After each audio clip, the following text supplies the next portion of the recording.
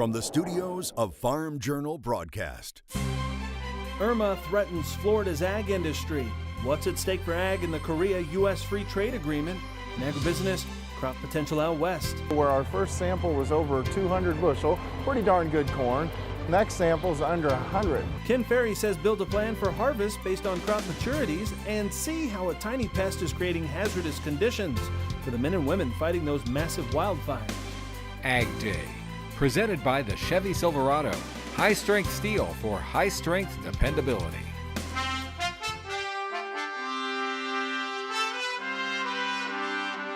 Good morning, I'm Clinton Griffiths. One of the biggest hurricanes ever recorded has its sights set on Florida's $1.2 billion ag sector.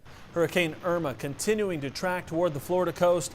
If it hits the state squarely, the nation's second largest produce grower is at risk of seeing historic damage. From tomatoes to green beans, squash, and cucumbers, Florida is a major part of America's diet. It's also the nation's largest orange grower, and the fruit is already on the tree. Orange juice futures jumping this week ahead of the storm. Florida, also one of the nation's biggest sugar producers, and sugarcane crops could be knocked down or lose sugar content from the hurricane. On the current track, it appears Georgia and South Carolina could feel the effects as well. Cotton and soybeans are both in jeopardy. As of Monday, about a third of the cotton bolls have opened in those two states, and soybeans are just starting to drop their leaves. Peanuts, they were just starting to get dug up. Flooding from Harvey has slowed a drain in some areas of southwest Louisiana 1 week after the storm made landfall. Agricultural fields consisting primarily of rice and soybeans suffered damage, but according to agents with the LSU Ag Center, the biggest concern is moving cattle to higher ground and feeding them. Farmers were struggling to cut hay before the storm because of the wet summer, and many will not have the hay reserves they typically have entering winter. Only about half of the farmers have even cut hay for the first time, and so we have a lot of old hay in the field that probably needs to get harvested. And you know, the quality is not going to be there, but we're going to hopefully be able to cut as much as we can. At this time of year, I've got 700 bales put up, and I've got 200. I'm actually looking at baling some bean stubble just to try and get enough bales, and we'll just have to supplement and cull down on our cattle. For crops such as sweet potatoes and cotton, it may take weeks before they show signs of any damage caused by Harvey. In other news, as the Trump administration engages in renegotiations of trade agreements, demand for U.S. beef and pork remains strong. The U.S. Meat Export Federation just releasing its analysis of July shipments. Beef exports up 5% year over year in volume, 18% higher in value. Shipments to Japan climbing 20% from July of 2016, but starting in August, Japan slapped a 50% tariff on U.S. beef, so we'll need to wait another month to see if there's an impact. Now on the pork side, the story's different. The U.S. shipments were down 4% from a year ago in volume. One bright spot, pork exports to South Korea shot 30% higher year over year. President Trump recently threatened to withdraw from the Korea-U.S. Free Trade Agreement. Betsy Gibbon looks into what rolling back that agreement could mean for U.S. ag. The administration argues the U.S. did not get a good deal in its agreement with South Korea. The United States Trade Representative's website says the trade deficit with South Korea was nearly $28 billion in 2016 in goods alone. But some farm groups say for agriculture, the deal is a win. President Donald Trump threatening to terminate the U.S.-Korea Free Trade Agreement, also known as KORUS. Darcy Vetter, former chief agricultural negotiator for the U.S. Trade Representatives under the Obama administration, says before the agreement, Korea's average ag tariffs were well into the double digits, even up to 50 or 60%. We'd be paying a much higher tariff, or there'd be a much bigger difference in the prices that we'd have to pay. Vetter calls the deal incredibly valuable for U.S. ag. And already we're seeing big results. Beef exports have grown 60% to Korea between 2011 and 2016. Exports of cheese are up 250%. Cherries up 185%. Korea was the third largest importer of U.S. wheat in marketing year 16-17. U.S. Wheat Associates chairman saying any disruption in the relationships gives, quote, Australia, Canada, and even Russia an opening to move in and take business away from the U.S. at a time when we are all struggling to stay profitable, quote. Also, Iowa State University estimating pork prices could fall by nearly $5 per animal if the U.S. gets rid of the deal. The South Korean trade pack's not that old. There was a lot of excitement, say, among Iowa pork producers. They were excited, and well, they should be. U.S. Grains Council says South Korea is the third largest importer of U.S. corn so far this marketing year. It's also the third largest importer of U.S. dry distillers grains, or DDGs. Korea has been a long-standing, loyal market for the United States, and it's just, reaction would say, well, not again, because, Korea, a great customer, we don't need to have that tension come into the marketplace.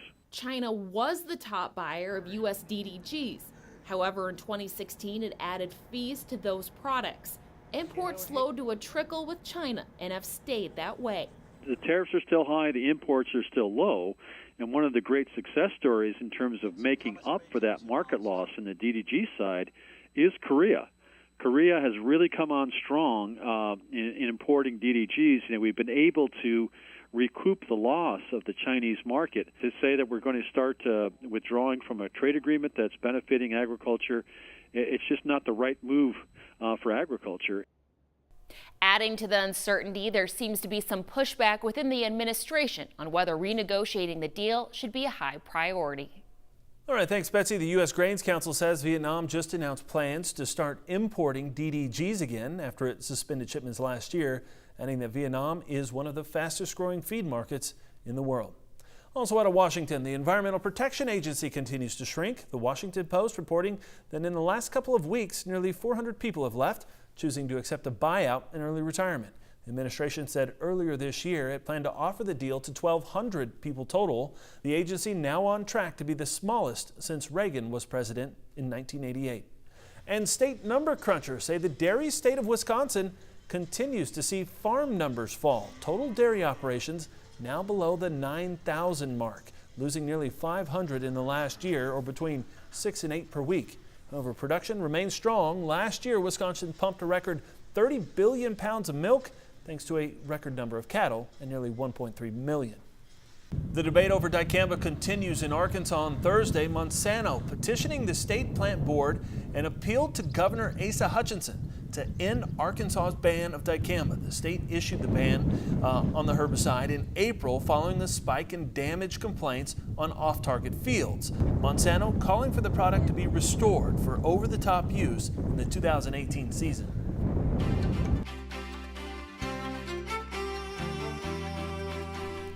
Harvest is underway in parts of the country, and Cindy Clausen's in for Mike Hoffman today. She has our crop comments. Good morning, Cindy. Hello, Clinton. Silage harvest has started in Lawler, Iowa. Take a look at this gorgeous picture from Lawler IA on Twitter. It's in northeastern Iowa. They say silage is running at 65 to 70% and the tonnage is good. The latest crop progress report from USDA says just 3% of Iowa corn is mature. The average is 13%. Also in Iowa, Ty Renner in Washington, Iowa says the corn crop is holding its own. Not bad considering the area received 4 inches of rain from Memorial Day until the end of August. The U.S. Drought Monitor says nearly half of the state is abnormally dry. And now, here are some hometown temps. Ever wake up wondering what does today's weather have in store? Well, with weather updates, it delivers the local forecast right to your cell phone each morning to make preparing for the day easier. Just text Weather 6 to 31313 to get started. All right, up next, picking apart crop potential in the Midwest. We'll look at how the run to harvest could play out in the coming weeks. And millions of trees are dying under insect pressure, and the end result is creating danger for firefighters. Details as we head in the country.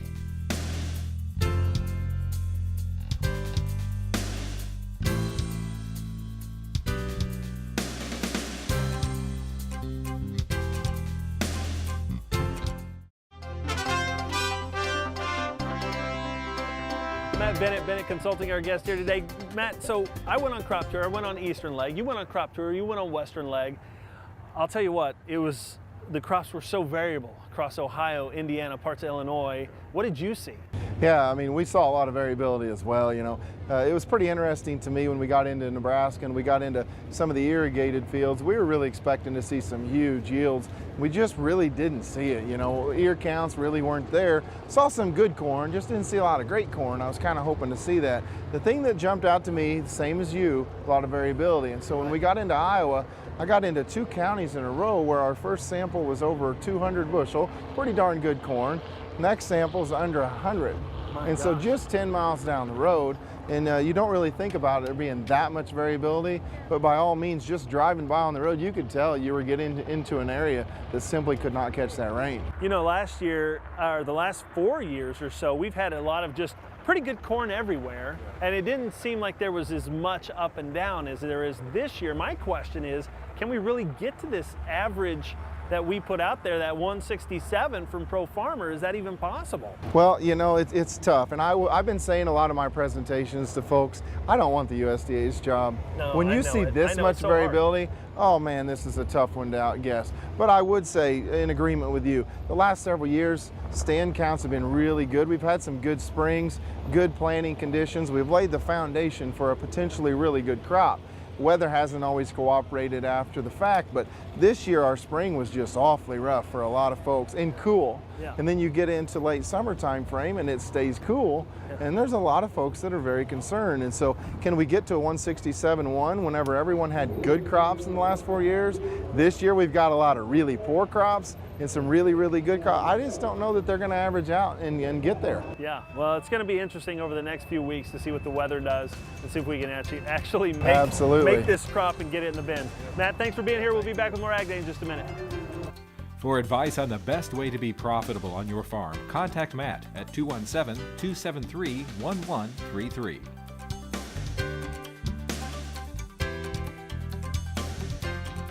Unlock the power of ag technology this December in Indianapolis at the first ever Ag Tech Expo. Learn all about it at farmjournalagtech.com.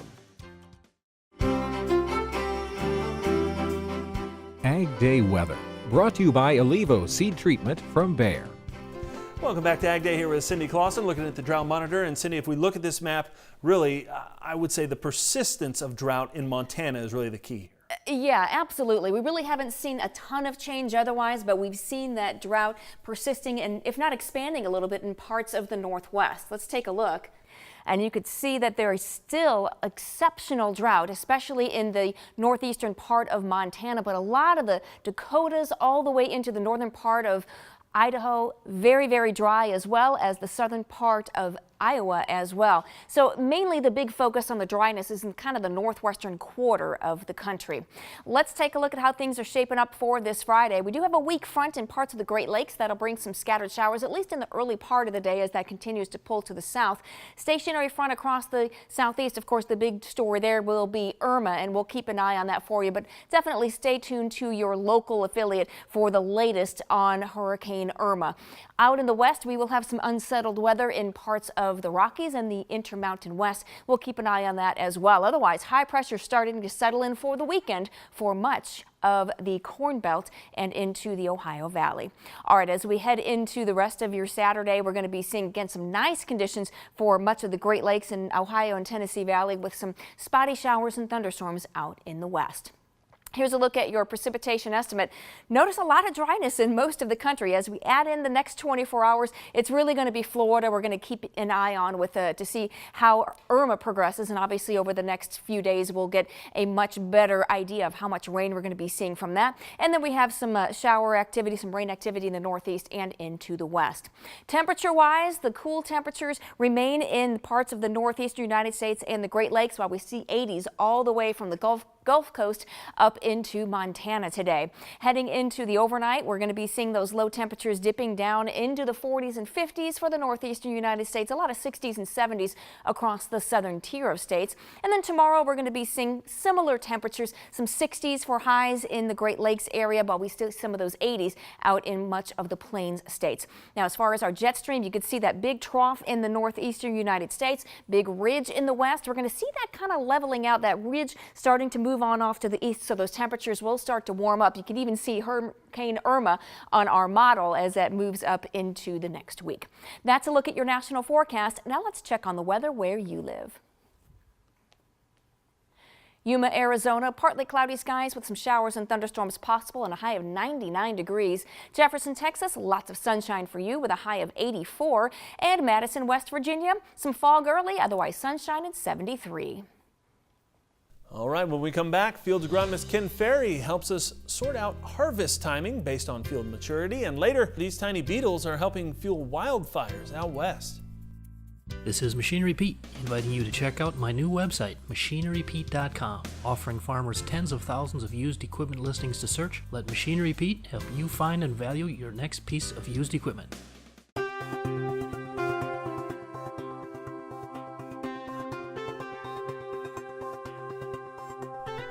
Last week at the Farm Progress Show, I sat down with field agronomist Ken Ferry to talk about differing maturities in the same field and building a plan for harvest.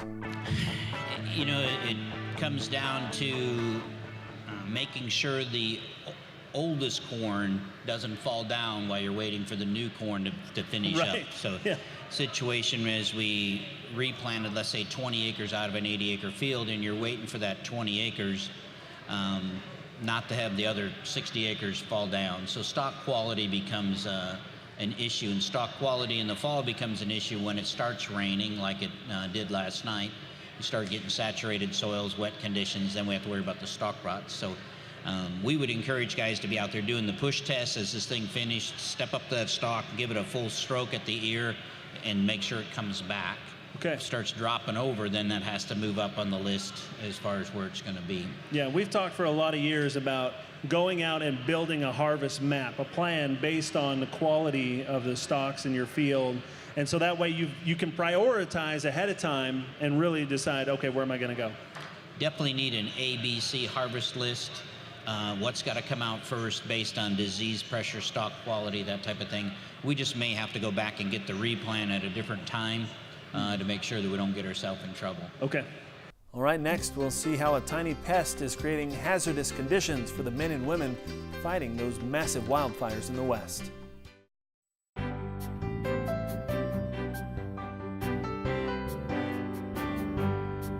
In the country. Brought to you by Kubota's M7 series. Learn more about the largest tractor in Kubota history at Kubota.com. Vast stands of dead timber in the western U.S. have forced firefighters to shift tactics to avoid unstable trees that could come crashing down. The U.S. Forest Service says about 20% were likely killed by a massive beetle outbreak. Peter Banda shows us how the pest is helping create a massive supply of wildfire fuel. An up-close view of pine bark beetles chomping away in a lab. This sawdust is the evidence of what they've left behind in their track. Across the western United States and Canada, trillions of these insects are destroying forests. U.S. Forest Service statistics compiled for the Associated Press show there are about 6.3 billion dead trees still standing in 11 states, up from 5.8 billion 5 years earlier. It's lost all its needles and is basically rotting as it's standing. Firefighters call the dead trees snags. They're one of the most dangerous hazards at a fire. The trees can come crashing down without warning, so firefighters have to work farther from the flames, which means more forest could burn before the wildfire is brought under control. Those fuels are more receptive to fire and they're harder to put out, and when there's a lot more of them, it takes that much more effort to put it out. The bark beetle infestation has affected nearly 85,000 square miles in the West since 2000. The mountain pine beetle, one of 24 species, is responsible for nearly half the damage. This forest near Laramie, Wyoming, once looked like this one in Colorado. For some species of trees and in some areas it's due to drought effects or climatic stresses or other stresses. In other areas, you know, like this long-term outbreak that's occurred with the mountain pine beetle over recent years, these just happen. 50 miles west of Denver, Seth Davis is studying the chemical composition of trees in this forest that is being attacked by pine beetles. They infiltrate the layer just below the bark, disrupting the tree's ability to draw in water and nutrients. They're pretty well defended, and there's only usually a several week window any given year where the beetles are actually flying around and landing on trees. So there's not a lot of opportunity to expose them, to like pesticides. Davis and other scientists hope to find trees that are resistant to beetles in order to protect future forests. Peter Banda, Associated Press, Centennial, Wyoming. Thanks, Peter. And that's all the time we have this morning. We're glad you tuned in. Start your day with us. For Betsy Chibin and Cindy Clausen, I'm Clinton Griffiths. Have a great day. AgDay is powered by Ram Trucks, America's longest-lasting pickups.